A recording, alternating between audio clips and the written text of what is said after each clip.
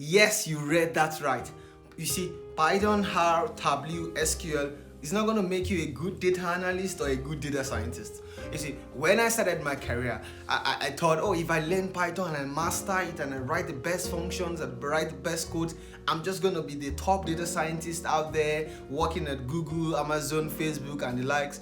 But that's not true. 4 years into my career, I found that Python, SQL, Tableau, they are good. They are tools you need to get your job done as a data scientist or as a data analyst, but they don't necessarily make you a good data analyst. Think about this scenario.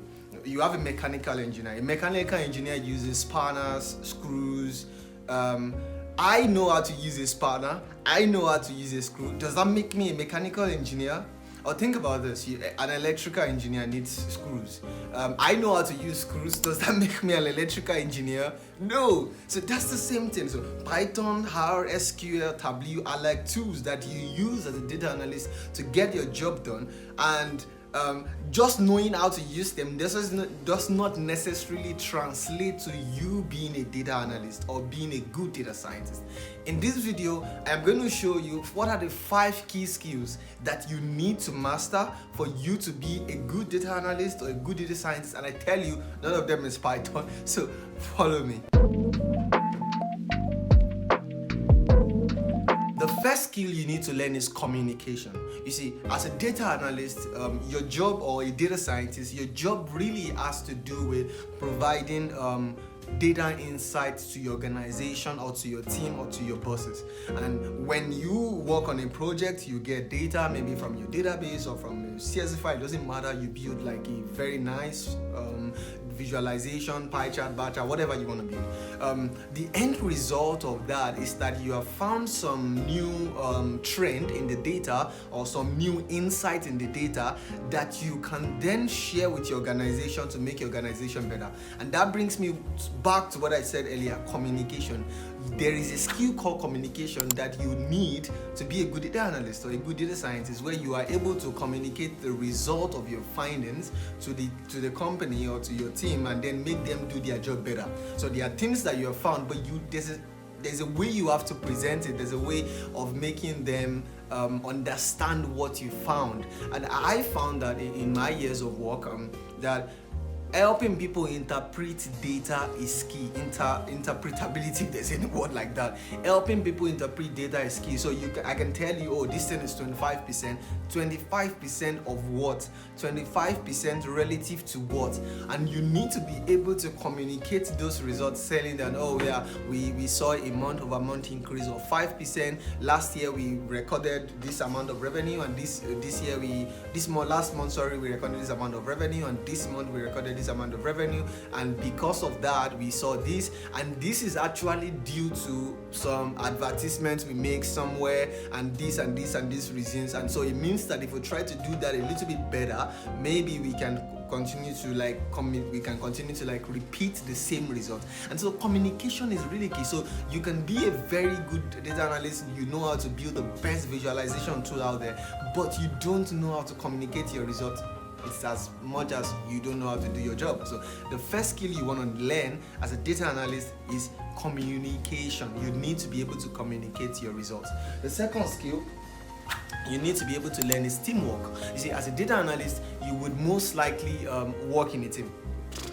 I would say 80%, or only if you probably want to freelance. So 80% of the time you would work in a team. You work with some data engineer, you work with some data scientist, or as a data analyst, you work with data scientist, or data analyst, whatever. You work in a team of people, or you work with other data analysts or data scientists, and you need to be able to work with these people to actually get the job done.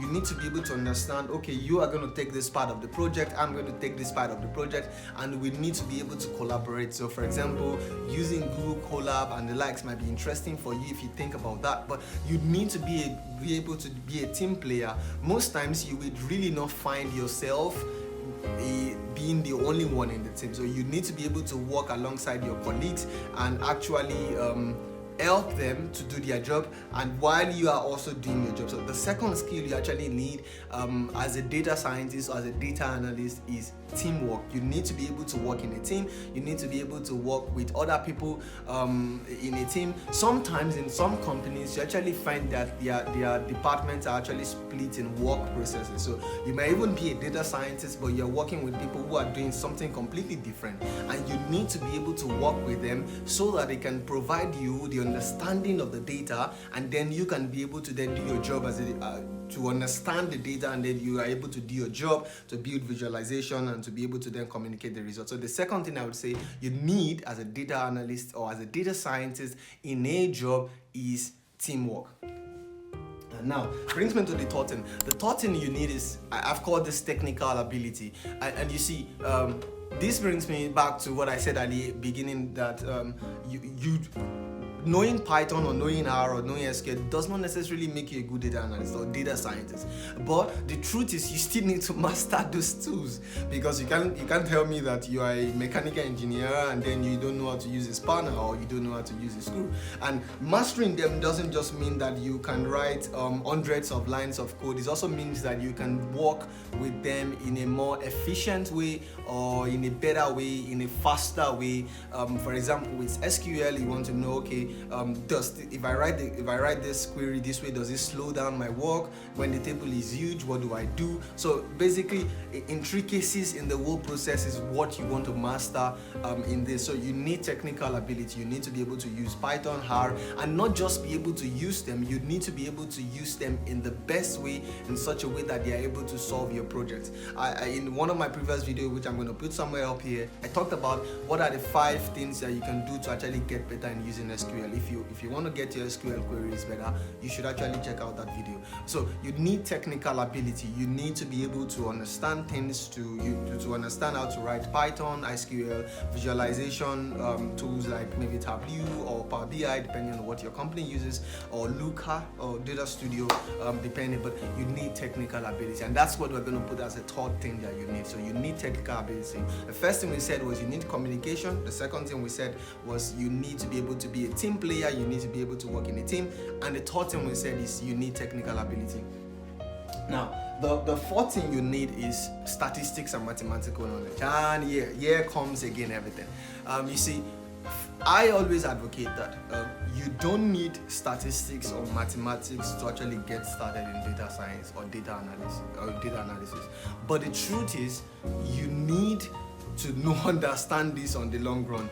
If you don't, your understanding of a lot of concepts in data science is going to be capped. For example, you think about logistic regression. You need to be able to understand what is a logistic function, how does it work, exponential functions, how do they work, and likes like that. And that's when you would be able to actually understand how the whole logistic equation, logistic regression, whatever works. So understanding mathematics and statistics really helps you to stand out.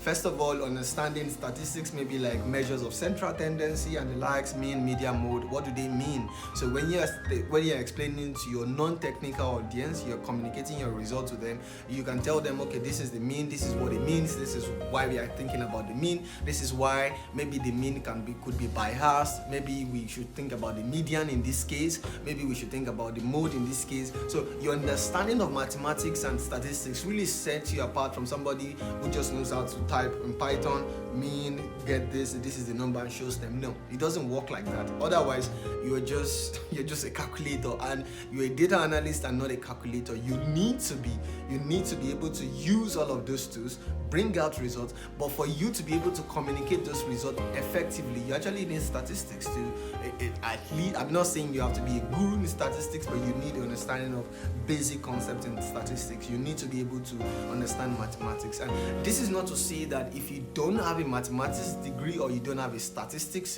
degree, you should not do data analysis. No, that's not what I'm saying. What I'm saying is you don't need them to get started, but if you really want to stand out, you don't want your career to be capped at some point, you need to understand the basics of statistics. You need to understand the basics of mathematics, because with those ones you are able to understand the models better. You are able to understand trees, logistic regression. You're able to really understand the intricacies behind them, And because you understand the intricacies behind them, you are able to also stand out. You're able to communicate how they work to other people, including statistics as well. You're able to communicate your result better to other people, explain it to them why you're looking at this at this point in time, and you're looking at this for the other reason, and basically understanding that and communicating your result, and you yourself also standing out as a data analyst or a data scientist. The last skill we're going to talk about is business knowledge. So you see, if you depending on the area of work you are, maybe you're working in the transport business, or you're working maybe in the medical line, you as a data analyst or a data scientist, you really need to understand some things in that area. Otherwise, first of all, the problem you're going to run into is the fact that you cannot understand the data. And really, that's why sometimes you find that in some companies, like I was saying in the second point, that the way the company is divided is basically into like business streams. So you actually get someone to explain the data to you. So if you maybe you're working in logistics, for example, you should understand how logistics work. Otherwise, when the data of logistics comes to you, you will just not be able to make sense of it. If you work maybe in sport, for example, you work in football, you should be able to understand how the whole concept of football runs. Otherwise, you would not be able to interpret the data very well. And so one advice I always give data analysts or data scientists is to say that if you work in an area of business, you should understand how that business works. Say, for example, I work in transportation, where my company is. I really am now. I'm fascinated generally about cars, but now I'm really trying to engage myself more in understanding, okay, what goes into car sharing and the likes, and trying to understand how people think, experiencing it myself. Because if you don't do that, if you don't have the business knowledge, you would not be able to understand the data. If you don't understand the data, you will not be able to know the right places to look in the data. So if you think about yourself as a data analyst or as a data scientist, that you are like an explorer, you are somebody who's trying to find out what is the best trend in this area, what is the best trend in that. If you don't understand what to look for, you don't know how you are even supposed to start, you would most likely not make a good use of your time working for that company. So business knowledge is very key to understanding what you want to do with the data. So that's a key skill that you need to actually work on. And that's why sometimes I say people who say, oh, I want to work in this area, and it's really because they like that, they're passionate about it, and so when they get into that sphere, they most likely would make sense of it. And if, for example, you're thinking about taking up a job in an area you don't know anything about, that's fine, but just make sure that over time you actually build knowledge in that area, you build expertise to understand the concept and the workings of that area, so that you would be able to stand out also as a data analyst, and you really be good at your job. So that's the fifth point. So the first thing we said was communication. The second thing we said was teamwork. The third thing we said is that you need some technical ability. You need to be able to use Python, R, of course, not saying they are all bad, but you need to be able to use them. You need to be able to use them well, and you know what to use at what point. And the fourth thing, the last thing we said was that you need to be able to have some business knowledge. The fourth thing we said before that was you need some mathematics and statistics understanding. I hope that this video was helpful for you.